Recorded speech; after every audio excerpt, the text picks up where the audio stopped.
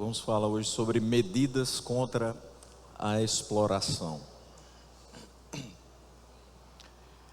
Neemias 5, do 1 ao 13, nos traz o seguinte texto. Então se levantou o grande clamor do povo e de suas mulheres contra os judeus, seus irmãos, porque havia os que diziam: somos muitos, nós, os nossos filhos e as nossas filhas. Precisamos conseguir trigo para que possamos comer e continuar vivos. Também houve os que diziam: nós tivemos de hipotecar as nossas terras, as nossas vinhas e as nossas casas para conseguirmos trigo em meio a esta fome. Houve ainda os que diziam: pegamos dinheiro emprestado até para pagar ao rei o tributo sobre as nossas terras e as nossas vinhas. Nós somos da mesma carne que os nossos compatriotas e os nossos filhos são tão bons como os deles. No entanto, eis que sujeitamos os nossos filhos e as nossas filhas para serem escravos. Algumas de nossas filhas já estão reduzidas à escravidão. Não podemos fazer nada para evitar isso, pois os nossos campos e as nossas vinhas já são de outros. Fiquei muito irritado ao ouvir estas palavras e o clamor deles. Depois de ter pensado bem a respeito disso, repreendi os nobres e magistrados e lhes disse: vocês são exploradores, cada um para com o seu irmão. E convoquei uma grande assembleia contra eles. Disse-lhes: nós, de acordo com as nossas posses, resgatamos os judeus, nossos compatriotas, que foram vendidos aos gentios, e agora vocês estão querendo vender os seus compatriotas para que tenhamos de comprá-los outra vez? Então eles se calaram e não acharam o que responder. Disse mais: não é bom o que vocês estão fazendo. Não é fato que vocês deviam andar no temor do nosso Deus para evitar a vergonha diante de nossos inimigos, os gentios? Também eu, os meus companheiros e os meus servos, lhes demos dinheiro emprestado e trigo. Mas por favor, vamos parar com essa exploração. Peço que hoje mesmo vocês lhes restituam as suas terras, as suas vinhas, os seus olivais e as suas casas, bem como a porcentagem do dinheiro, do trigo, do vinho e do azeite que vocês exigiram deles. Eles responderam: vamos restituir e nada pediremos deles. Faremos o que você está dizendo. Então chamei os sacerdotes e na presença destes fiz com que jurassem que fariam o que prometeram. Também sacudi o meu manto e disse: que Deus faça o mesmo, sacudindo para fora de sua casa e de seu trabalho todo aquele que não cumprir esta promessa. Que assim seja sacudido e despojado. E toda a congregação respondeu: amém. E louvaram o Senhor, e o povo fez segundo a sua promessa. Vamos orar. Senhor, nesta manhã nós te agradecemos e te louvamos por mais uma semana que o Senhor nos permite iniciar. E te louvamos pela oportunidade que nos dá também de meditar na tua palavra. Que seja o teu Santo Espírito nosso mestre nesta manhã, nos ensinando o que devemos extrair de lições a partir desse texto. Assim nós oramos no nome de Jesus. Amém. Você se senta com o seu texto aberto. E a gente vai ter bastante coisa para falar sobre essa questão. Lembrando que semana passada a gente falou a respeito da oposição muito pesada que existia e que foi se intensificando contra aqueles trabalhadores dessa obra, dessa reconstrução dos muros. Não era mais só Sanbalat, não era mais só Tobias, não era mais só Gesem, eram também os amonitas e os asdoditas. E a resposta que Neemias dá, além da oração, é que eles deveriam agir, se defender, mas principalmente lembrar do Senhor, que era o Senhor grande e temível que pelejaria por eles. Nessa primeira porção do capítulo 5, a gente vai ver que Neemias, orientado por Deus, vai administrar uma nova tensão. Inicialmente ele enfrenta a oposição externa e depois ele tem que lidar com uma questão interna, que é o desânimo daqueles homens e daquelas mulheres. Chega um momento que no versículo 10 do capítulo 4, as pessoas começam a dizer, os que estavam em Judá: os carregadores já não têm mais forças e os escombros são muitos. nós mesmos não seremos capazes de reconstruir a muralha. Então, o cansaço foi minando a confiança deles de que aquela obra chegaria até o seu final. E é sempre necessário repetir a mesma coisa. E eu falei por pelo menos 5, 6 vezes que a gente deve lembrar do Senhor. Que cada vez que a gente se esforça e que parece que não vai mais conseguir, lembra-se do Senhor e Ele faz com que a gente vá avante. Seja a menor força que nós temos dentro de nós, seja a oposição que vem de fora, seja a oposição de dentro, quando nós desacreditamos que podemos fazer determinadas coisas, tudo isso perde o seu valor quando a gente lembra o que Deus fez, o que Deus faz e o que Ele pode fazer. E nesse momento vem uma nova tensão interna, agora uma questão econômica, uma questão financeira, gerada não só por esse fator econômico, mas são várias questões que vão sendo somadas até que chegue esse ponto. E como o próprio subtítulo aí do capítulo 5 diz, são medidas contra a exploração. Então a gente vai perceber que os próprios compatriotas começam a explorar aqueles que estão em menos condições financeiras. Então nós vamos ver quais foram os fatores que levaram a essa tensão interna, a identificação do problema, a solução dada e as lições que a gente pode extrair desse episódio de reconstrução dos muros de Jerusalém. Interessante que quando a gente observa o início lá do capítulo 4, a gente vê Neemias está preocupado com a oposição externa. Aí vem um problema interno. Mas além do desânimo, esse problema de natureza socioeconômica também revelava transações erradas e injustiças. Então a questão que muitas vezes a gente percebe é que não é só de fora que a gente tem desafios, não é só de fora que a gente tem dificuldades, e os inimigos nem sempre são aqueles que a gente menos conhece. Como lidar quando o inimigo está do seu lado? Como lidar quando aquele que tem prejudicado a sua caminhada tem caminhado junto com você? E algumas causas prováveis desse estresse econômico mencionadas são que Judá foi excluído do comércio com seus vizinhos. Então diminuiu o fluxo comercial daquele local. Os agricultores deixaram seus campos porque permaneceram em Jerusalém.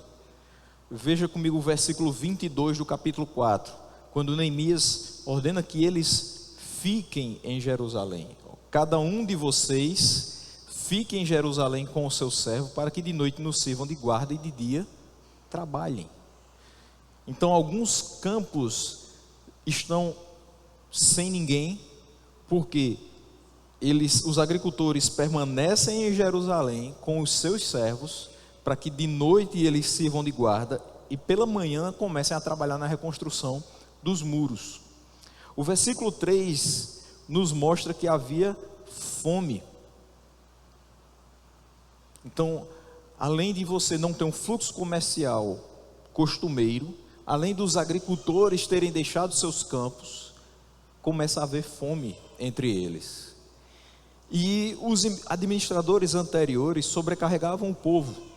Aí está já no texto posterior, mas no versículo 15 do capítulo 5, a gente percebe o seguinte texto: mas os primeiros governadores que estiveram antes de mim, antes de Neemias, oprimiram o povo e tomaram dele pão e vinho, além de 40 moedas de prata.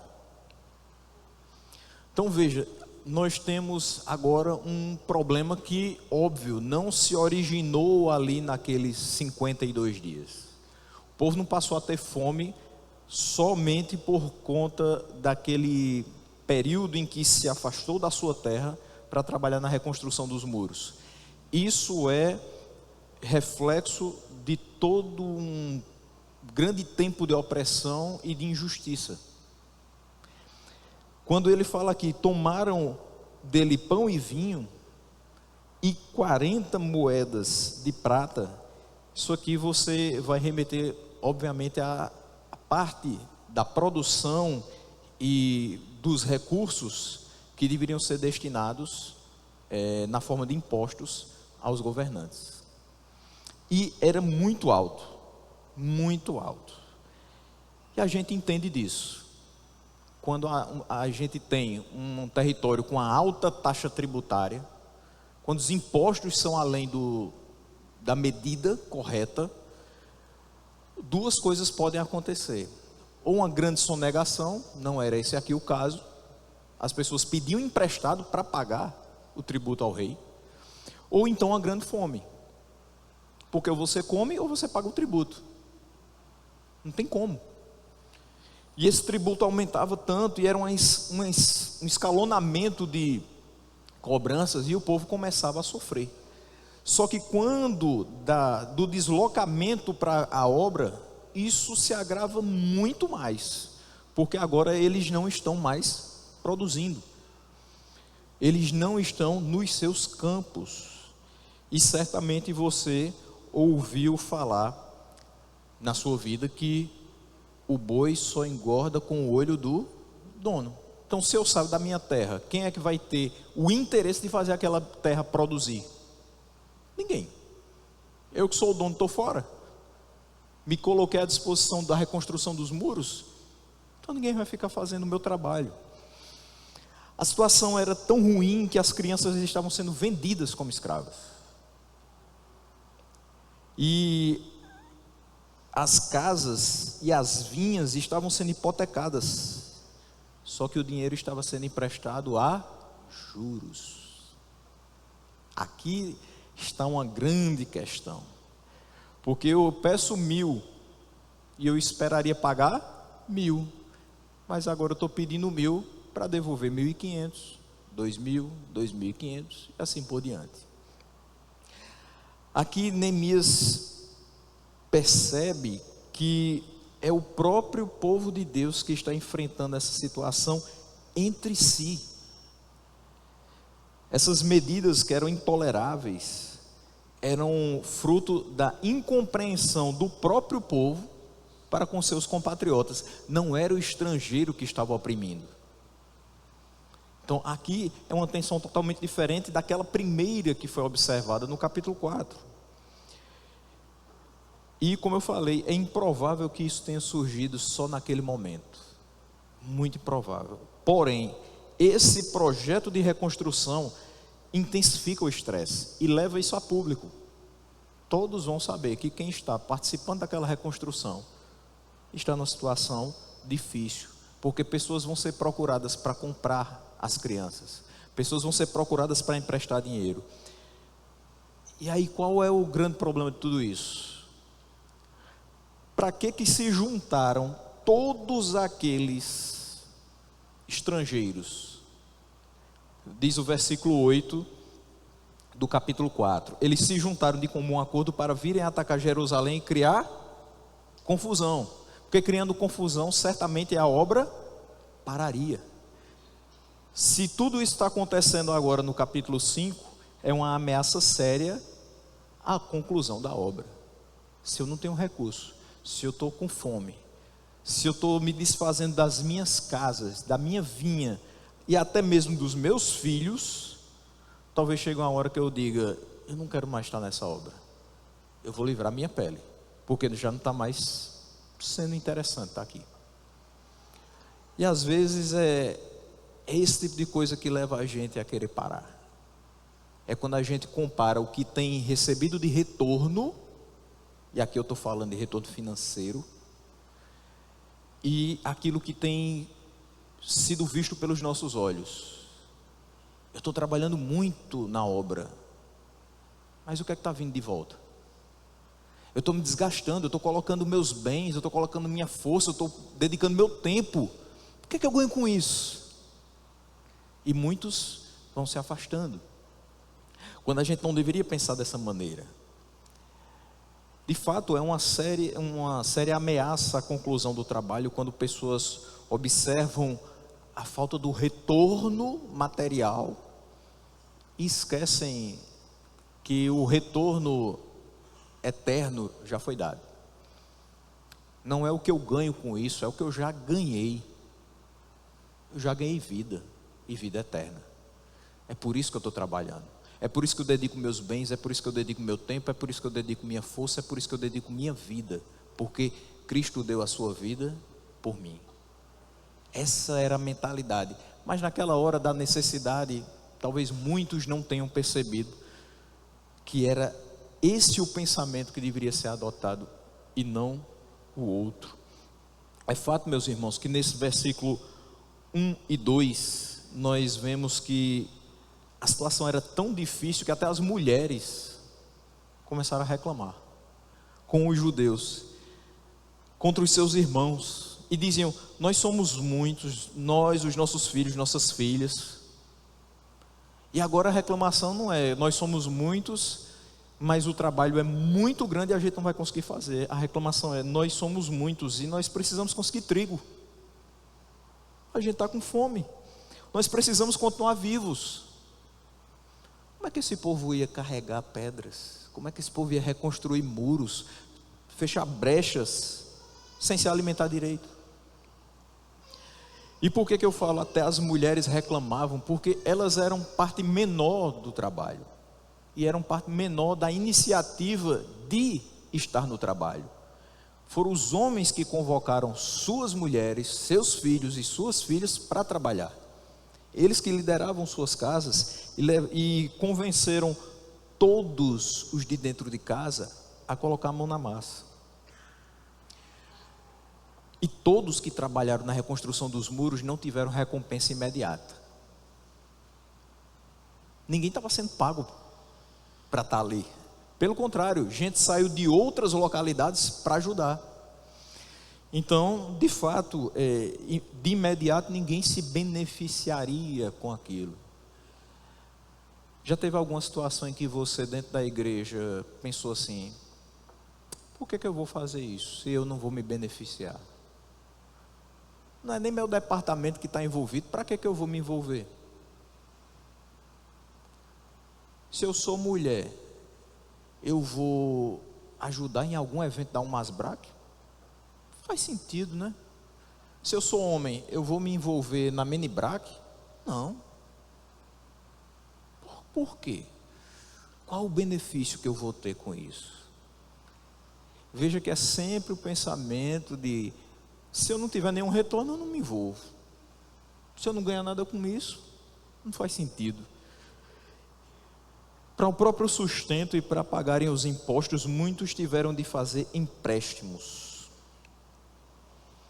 Veja o que diz aqui o versículo 4. Houve os que diziam: pegamos dinheiro emprestado até para pagar ao rei o tributo sobre terras e vinhas.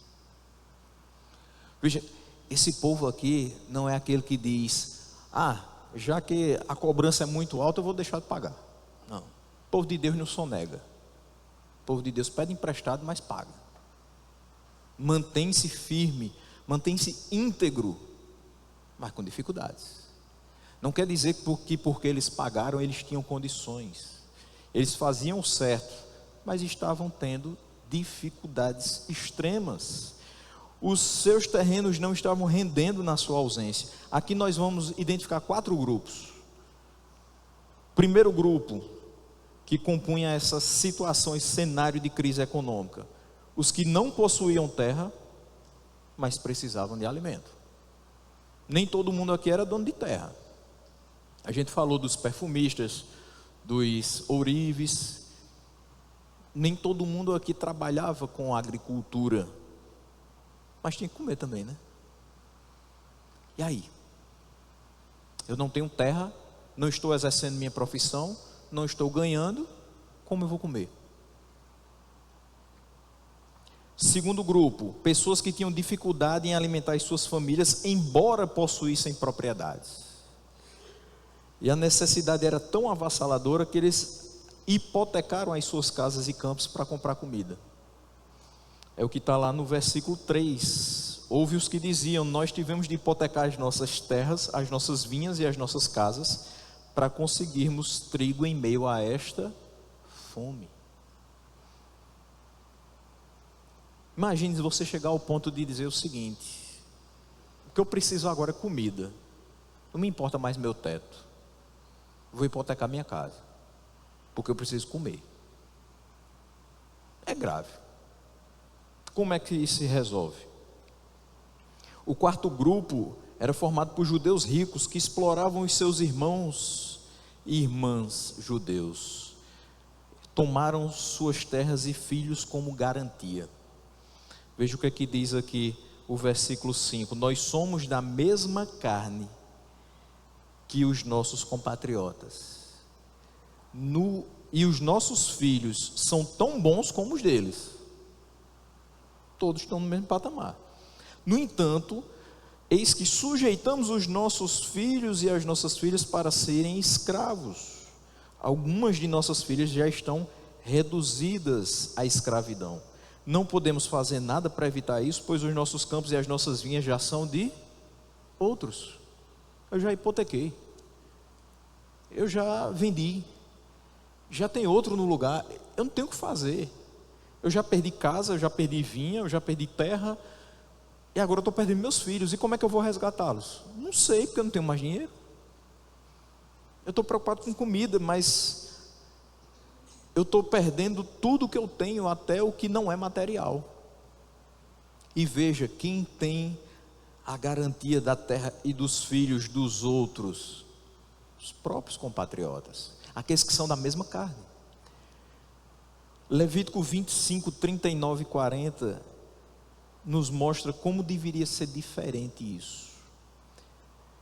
Também, se alguém do seu povo se tornar pobre, estando ele com você, e vender-se a você, não faça servir como escravo.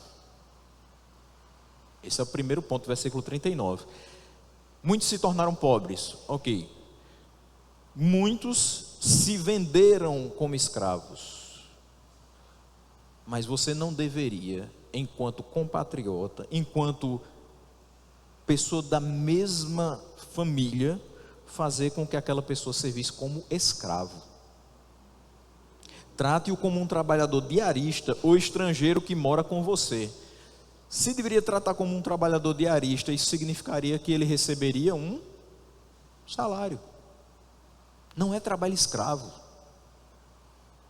Se seria um estrangeiro que trabalharia com ele, da mesma forma, para que daquele pouco que ele recebesse com o trabalho, ele pudesse ir se reerguendo. Mas ali a opressão se tornava ainda pior, porque além de já ter vendido tudo, eles se tornaram escravos e não recebiam por aquilo. Ele diz: até o ano do jubileu ele trabalhará para você, porque depois disso ele seria livre. Mas é fato que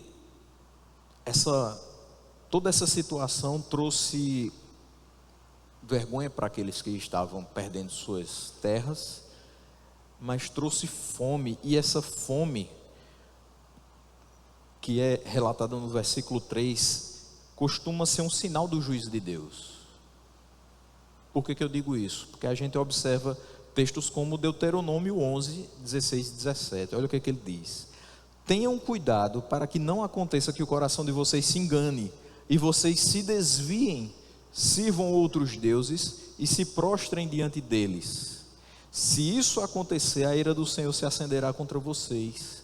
Ele fechará o céu para que não chova, a terra não dará a sua colheita, e em pouco tempo vocês serão eliminados da boa terra que o Senhor lhes dá. Eu não estou querendo dizer que esse povo aqui se entregou à idolatria e por isso o Senhor fechou os céus, não choveu e não deu colheita. A situação é outra. Mas a questão é que talvez essa fome aqui seja o juízo de Deus sobre o fracasso dos líderes em fazer o que era correto. Os líderes anteriores a Neemias não fizeram o que era correto. Esse povo aqui estava enfrentando as consequências de maus governos, de más administrações, da insensibilidade daqueles que só pensam em juntar riquezas para si e não pensam no bem coletivo. Infelizmente, é um juízo que se recebe, e sim da parte de Deus, que é quem permite que isso aconteça, para que o povo também abra os olhos, para que o povo também sinta: por que eu estou passando por isso agora, se eu estou fazendo a obra de Deus, se eu estou me dedicando à reconstrução do muro, não era para estar acontecendo isso comigo. Só que você não tinha o suficiente para se manter durante tanto tempo, quase 2 meses. Por quê? Porque você tinha altos padrões de taxas a serem pagos. Para você manter suas vinhas, para você manter suas terras, você tinha que dar muita coisa para aqueles que não eram os que ajudavam você a cultivá-las. No versículo 4, quando eles dizem que pegaram dinheiro emprestado até para pagar o tributo ao rei, esse tributo era sobre a propriedade que eles não estavam podendo pagar, a menos que eles hipotecassem sua propriedade para levantar fundos. Além do pagamento desse tributo, a ação de hipotecar as terras visava comprar trigo. E aí você pode dizer, mas por que tanta agonia para comprar trigo? Qual é a alimentação básica de todo mundo até hoje? Pão. A coisa mais simples que você pode fazer com trigo. Mas o trigo também faz outras coisas para nós. Hoje a gente tem a disponibilidade de, com trigo, fazer biscoitos, outros tipos de cereais, coloca ele em várias coisas. Mas o mais básico era o pão. Por isso aqui que no versículo 15, Neemias está dizendo que os primeiros governadores antes dele oprimiram o povo e tomaram dele pão. Porque qual era a base da agricultura desse povo aqui? Era trigo e uva. Então você tinha plantações de trigo e vinhas. E o que eles estavam precisando agora? Recuperar justamente o que era básico para eles, porque nem o básico eles estavam tendo. Então, quando eles dizem, nós precisamos vender tudo para comprar trigo, é porque eles só queriam o básico, para se manter vivos. É isso que ele diz no versículo 2, precisamos conseguir trigo para que possamos comer e continuar vivos. Era disso que estava dependendo a integridade física deles. E é fato que quando se passa por uma grande fome, o raciocínio não é o mesmo. Certamente você, se já passou por algum momento de baixa financeira e alguém veio e cortou sua luz, você não se desesperou tanto, porque você pensava, se eu conseguir pelo menos o dinheiro de uma conta, eles podem vir religar. Você ficava um pouco aperreado pelo que estava na geladeira, mas era tão pouco que você disse, não, vai dar. Fala com o vizinho, bota as coisas na geladeira do vizinho até que venham religar. Você dava um jeito, a vida seguia. Se viessem cortar sua água, você talvez pedisse a alguém um balde de água para se virar durante um dia até você conseguir pagar. Mas e sem comida? Você fica louco. Porque você começa pedindo, você começa solicitando dos seus familiares, mas chega um momento que você não tem mais a quem recorrer. Infelizmente a gente vê, inclusive nas ruas de Campina Grande, pessoas que já tinham seus trabalhos, pessoas que têm até formação acadêmica, e que às vezes chegam no vidro do seu carro e dizem assim, olha, eu não sei nem como dizer, eu estou com vergonha de estar fazendo isso, mas eu estou aqui só para pedir por conta dos meus filhos. Eu não quero dinheiro, se você puder me dar algum alimento. Certamente você já passou por alguém que falou sobre isso. Ele não queria R$1, R$2, ele não queria uma pratinha. Se você tivesse ali uma sacola com pão, um biscoito, alguma coisa que pudesse aplacar a sua fome, já era suficiente. Infelizmente a gente também já viu pessoas acabando na prisão porque assaltaram um mercadinho, pegaram um pote de margarina, um saco de pão, porque a fome afetou isso aqui. Eu não sei nem o que eu estou fazendo, eu só quero comer. Eu estou vendo meu filho dizendo assim, pai, eu quero um pão, e eu não tenho para dar. Eu estou vendo as pessoas de dentro de casa dizendo assim: o que é que vai ter hoje para almoçar? Não sei. Abre as portas assim do armário, você não tem nada. E aí? Não estou dizendo que é certo você sair para roubar para comer. Eu estou dizendo que a situação de necessidade às vezes leva o homem a fazer coisas que ele não deveria. E nesse momento aqui, eu apelo para o capítulo 4. No momento de maior necessidade, o que a gente deve fazer? Lembrar de Deus. Porque a gente deve lembrar de textos como que diz: eu fui moço e agora eu sou velho, mas eu nunca vi um justo necessitado, nem a sua descendência a mendigar o pão. Eu também nunca vi. E eu espero não ver, porque eu confio num Deus que é fiel. Às vezes a gente esquece, a gente coloca no vidro da janela, a gente coloca no para-choque do carro. Deus é fiel, mas a gente esquece que isso é verdade na vida da gente. Não é vergonhoso a gente dever uma parcela do carro, da casa, ter até a luz cortada se for o caso. Tem momentos da vida da gente que são de baixa mesmo. Tem momentos que a coisa aperta. Nós somos assalariados. Eu acho que não tem aqui ninguém milionário. Eu espero que também ninguém tenha jogado na mega da virada esperando ser milionário. Porque a única forma da gente ser milionário é a gente pensar na riqueza que nos espera pós essa vida. A gente é rico da graça de Deus. E a gente tem uma viva esperança que nos faz sentir ricos. De fato, é isso que nós somos no Senhor. Mas aquele povo não tinha muito mais o que fazer. Não tinha. Naquele momento, faltava tudo na visão deles. Mas não faltava uma coisa: a proteção de Deus.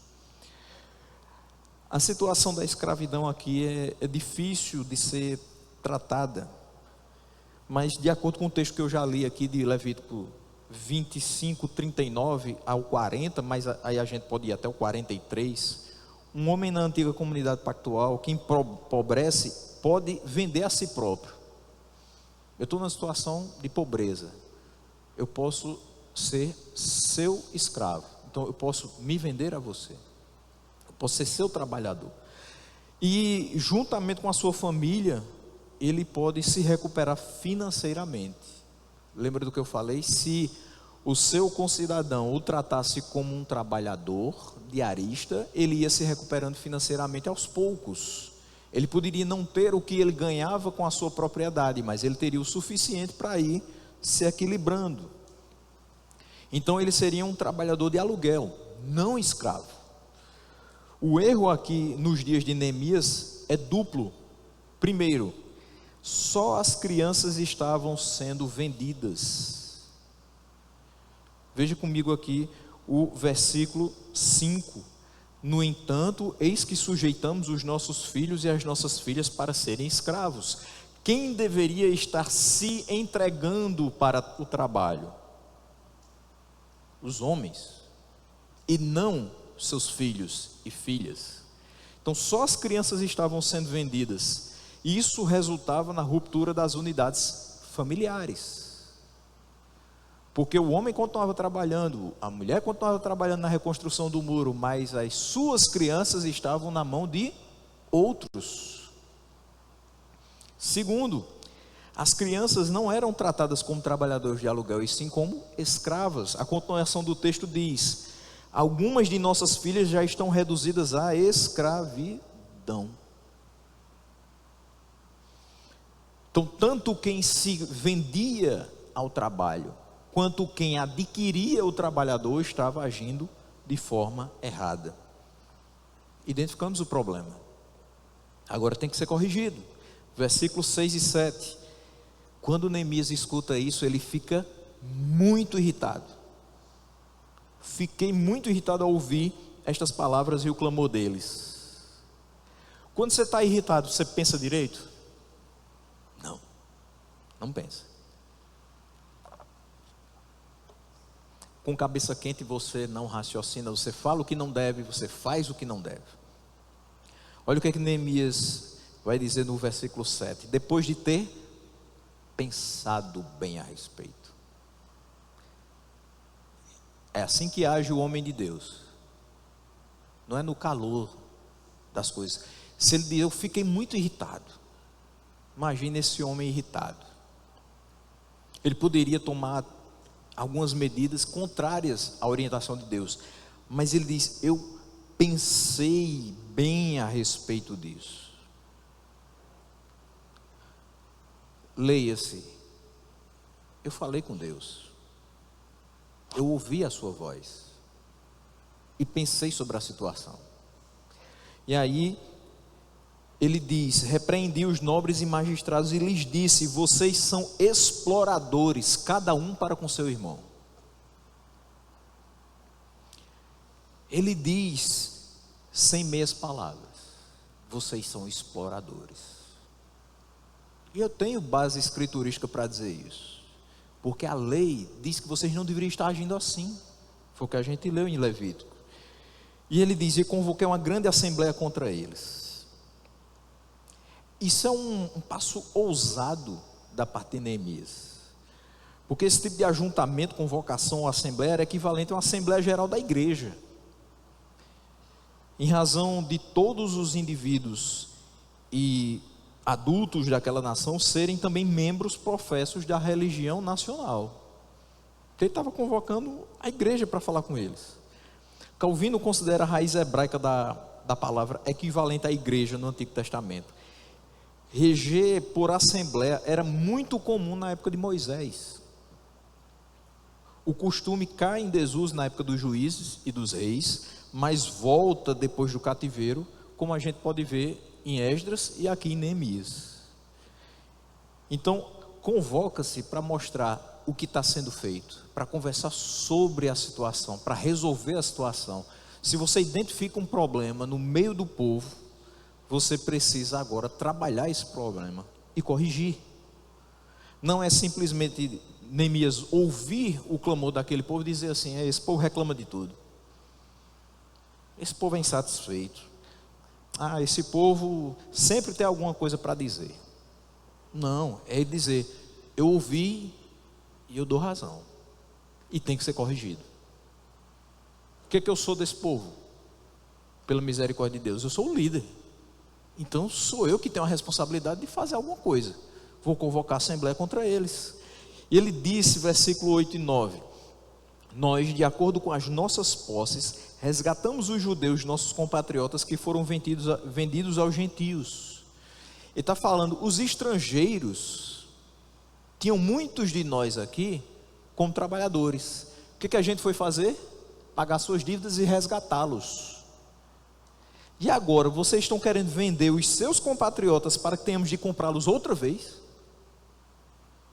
Ou seja, vocês estão fazendo com que a gente regrida no tempo e tenha que pagar de novo, resgatar de novo, só que agora não da mão dos gentios, mas da mão de vocês?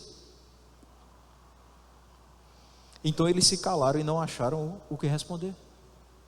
Por quê? Eles sabiam que estava errado. Eles sabiam que era exatamente isso que estava acontecendo. Veja só, a administração anterior a Neemias estava resgatando da servidão judeus mantidos escravos nas nações vizinhas, alguns talvez desde os dias de Nabucodonosor. Mais recentemente, eles estavam redimindo os judeus vendidos como escravos por seus concidadãos por causa da impossibilidade de saldar as dívidas. Então Neemias acusa eles de explorarem seus irmãos e fazer o oposto que Neemias tentava fazer. Era Neemias remando contra essa maré e eles voltando. Eles não estavam agindo como irmãos, mas como senhores de escravos. Enquanto Neemias estava ajudando os seus irmãos judeus a ficarem seguros nas suas terras, os nobres e magistrados estavam vendendo. e vender escravo judeu para gentios, sob qualquer circunstância, era contra a lei de Deus. Quando você sabe que está errado, e alguém mostra o teu erro, o que é que você faz? Fecha a boca. O silêncio dos nobres e magistrados foi uma admissão de culpa. Eu não tenho o que fazer. Se calaram e não acharam o que responder. Você não vai argumentar, você está errado mesmo. Agora, eu quero abrir um rápido parênteses aqui. Eu já escutei de algumas pessoas sobre a relação de trabalho entre irmãos. E a gente precisa mudar isso. Eu já escutei de patrões crentes dizendo assim: eu prefiro trabalhar com ímpio do que com crente, porque o crente dá dor de cabeça demais. Por que dá dor de cabeça? Às vezes porque no popular mistura as tintas. Eu estou trabalhando para meu irmão, ele é meu irmão, ele vai entender se eu faltar um dia ou outro, né? Se eu sair mais cedo. Aí começa a abusar da paciência do patrão. Lembre-se, ele é seu irmão em Cristo, mas ali ele é seu patrão. Você tem que respeitá-lo como patrão e fazer a sua obrigação de funcionário. Ele não vai lhe dar algumas vantagens porque você é da mesma fé que ele.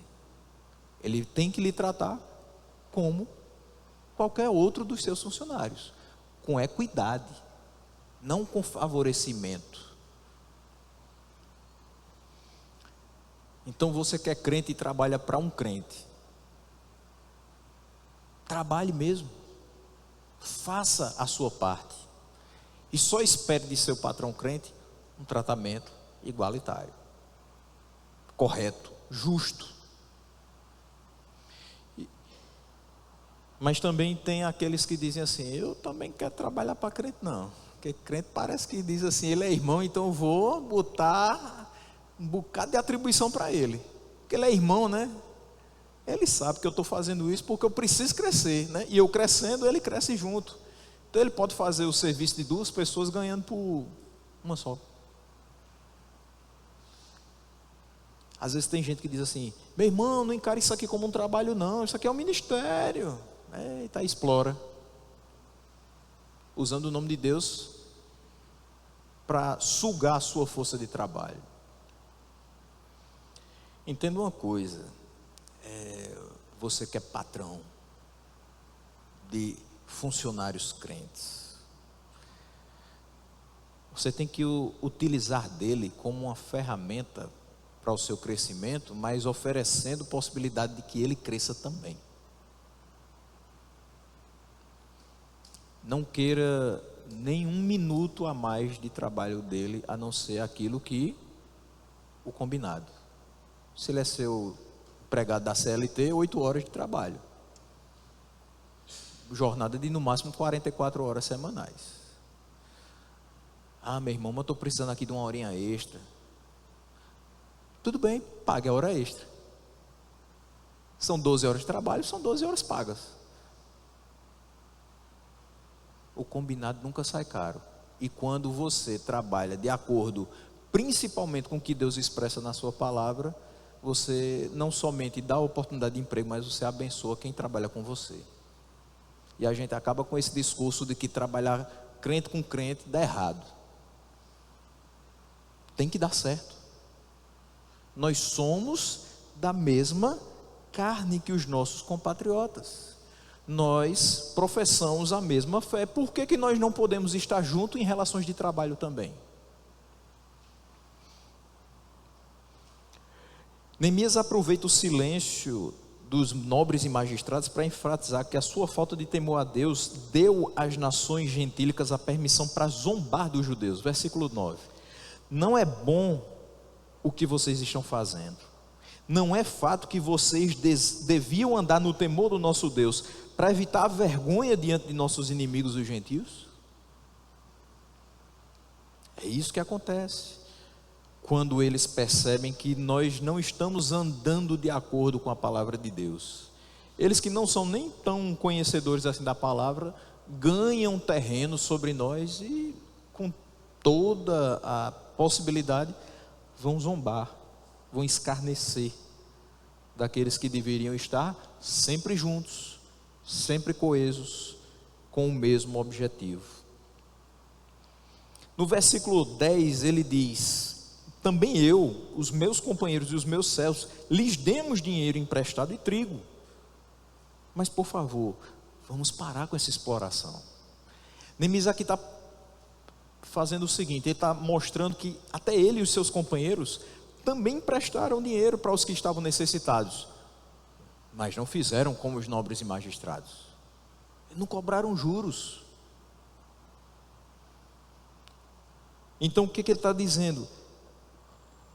Não, o problema não é que vocês emprestem e depois queiram de volta o empréstimo. Não, o problema é que vocês explorem esses irmãos, que cobrem juros sobre eles, sabendo que eles não têm hoje nem para o básico, e que vocês tomem os seus filhos e filhas como garantia pelas suas terras e pelo seu trabalho, e coloquem eles como escravos.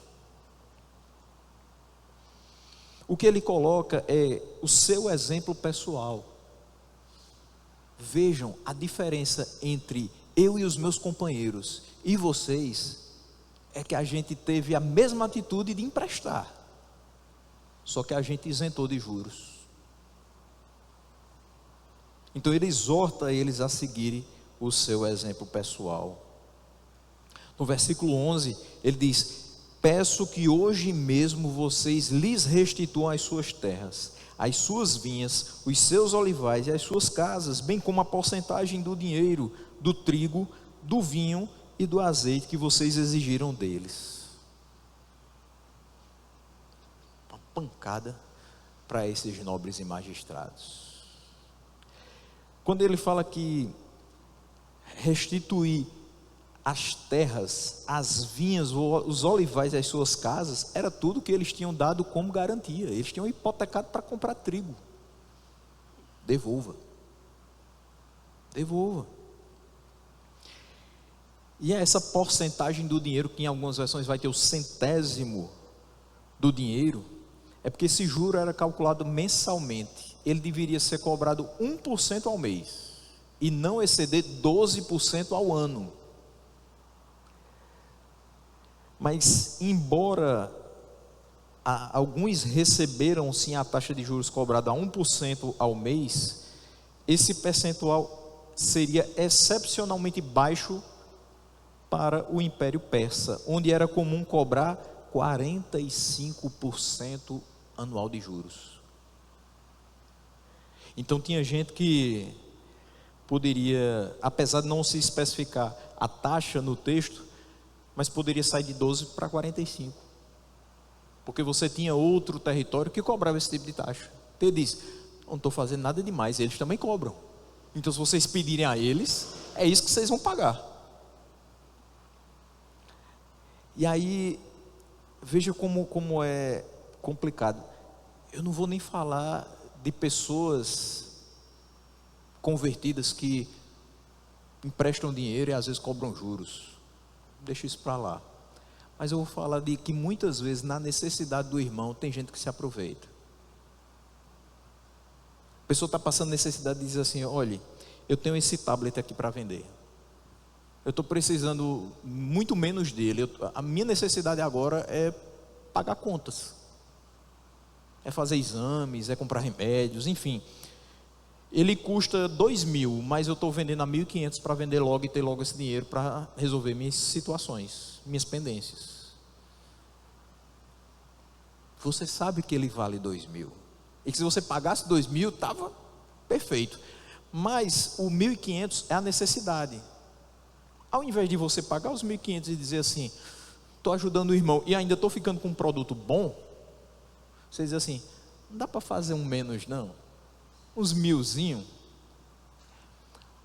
Por que você fala isso? Porque você sabe que a necessidade é tão grande que ele vai aceitar qualquer valor. Mas você está jogando com a necessidade do seu irmão. Não faça isso não. Ao invés de pedir 1.000, Diga assim: meu irmão, vale quanto?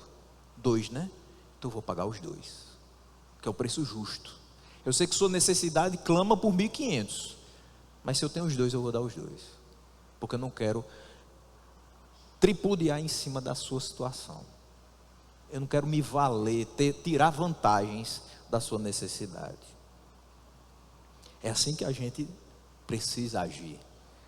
Porque depois não venha dizer: eu abençoei o irmão com R$1.000 e ainda saí com um produto bom que valia 2. Ainda sai contando vantagem para outras pessoas. Aqui ele vai mostrar 3 coisas que deveriam ser restituídas também. Além da porcentagem do dinheiro, o a mais, ele fala do trigo, do vinho e do azeite. Por que ele fala nessa sequência? Porque era a sequência da colheita. Primeiro se colhia o trigo, então as uvas e finalmente as azeitonas maduras. Então, à medida que fossem sendo colhidos, os produtos deveriam ser restituídos. Isso necessariamente seguiria a instrução para restituição encontrada em Levítico 6, versículo 5, a parte B, que diz: restituirá por inteiro, e a isso ainda acrescentará a 5ª parte, 20%. Entregará isso àquele a quem pertence no dia em que trouxer a oferta pela culpa. Então, você vai entregar. E você não vai só entregar tudo que ele tinha, você ainda vai dar a 5ª parte. Qual era essa 5ª parte? Quando ele diz: você vai devolver as terras, as vinhas, você vai devolver também os olivais, as casas e a porcentagem do dinheiro. Devolva tudo. Naquele momento que ele fala sobre isso, e eu não vou dizer simplesmente que ele pede, apesar da expressão aqui ser: peço que hoje mesmo vocês restituam, mas eu vou dizer, ele ordena que isso seja feito. Aí o que os magistrados e nobres respondem? Vamos restituir, nada pediremos deles, faremos o que você está dizendo. Se parasse até aqui, estava tudo certo? Estava. Vamos confiar que eles vão fazer isso mesmo. Até porque eles se calaram e não acharam o que responder, depois que o pecado deles foi colocado à vista de todos. Mas era necessário que isso ficasse sacramentado naquele momento, para que eles não voltassem atrás. Bem amarrado, como a gente diz. Então ele chama os sacerdotes e, na presença deles, faz com que eles jurassem que fariam o que prometeram. É nesse sentido. Então esse juramento é uma renovação do compromisso de guardar a lei de Moisés no que diz respeito a empréstimo e dívida de escravidão. É como dizendo o seguinte: vocês vão voltar a fazer aquilo que vocês já deveriam ter feito desde o começo, mas já que vocês não fizeram, a partir de agora vocês vão jurar perante os sacerdotes que vão cumprir a lei segundo a qual nós estamos vivendo. O erro foi identificado e foi tratado, e o errado deveria ser corrigido. A proposta de Neemias foi simples: devolver o que foi levado, até mesmo o juro que foi exigido. Então eles aceitam os termos, concordam em corrigir o erro e restaurar o que foi tomado, fazendo o que Neemias pediu. Mas para terminar, o versículo 13 que nos diz o seguinte: também sacudi o meu manto. Na versão revista atualizada você vai ter: sacudi o meu regaço, mesma coisa. E ele disse que Deus faça o mesmo, sacudindo para fora de sua casa e de seu trabalho todo aquele que não cumprir esta promessa, que assim seja sacudido e despojado. Toda a congregação respondeu: amém, e louvaram o Senhor, e o povo fez segundo a sua promessa. O sacudir do manto era um ato de natureza simbólica,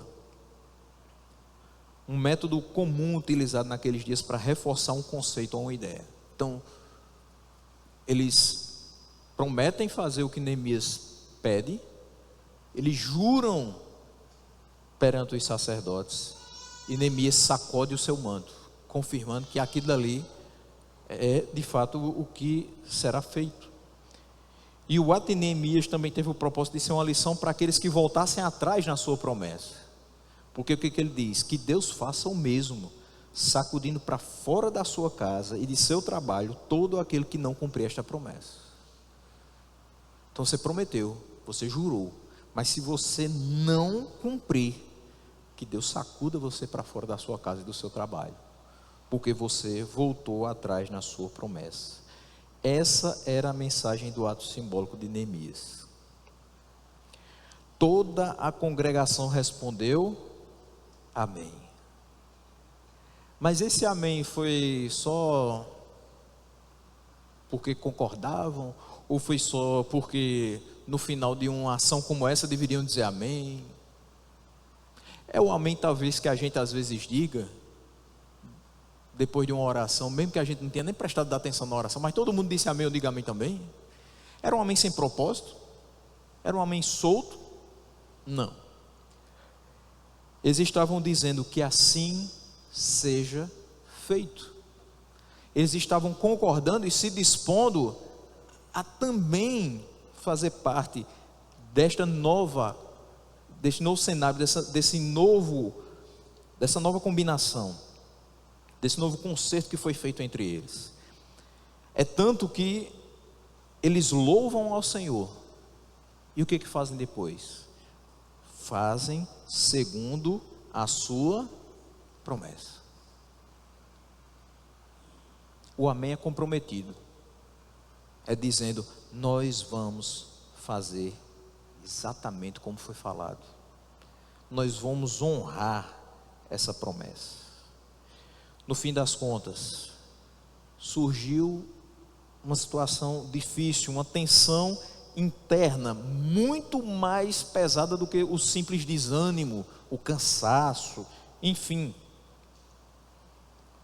O que o líder fez? O que o líder deve fazer? Identificar, tratar e corrigir. O erro está apontado. Ele precisa ser tratado para que não volte a acontecer. Quem o fez? É corrigido. Para quê? Para que volte a acertar. Para que se restaure o espírito que estava no coração de cada um daqueles irmãos no começo da reconstrução. Todos estavam dispostos, todos estavam com vontade de ver aquilo que ansiavam há 142 anos finalmente de pé. Tanto é que em 52 dias eles fazem. Mas era necessário que todos estivessem em concordância. E essa concordância envolvia também a questão financeira. Envolvia essa questão do trabalho. Envolvia a questão da lei. Que em cada momento que na nossa vida a gente tropeçar, que a gente lembre disso. Não basta identificar o erro. Ele tem que ser tratado e corrigido. Falando em relação aos nossos pecados, eu sei que se a gente confessar, Ele é fiel e justo para nos perdoar os pecados e nos purificar de toda injustiça. Mas eu gosto de juntar esse versículo com aquele outro, que todo o que se arrepende, que confessa e que deixa, alcança misericórdia. Porque às vezes a gente confessa, aí a gente pede perdão, mas volta a fazer. Mas aquele que corrige o seu erro e deixa, esse receberá misericórdia. Que em nome de Jesus sejamos esses. Que a misericórdia do Senhor seja derramada sobre nós.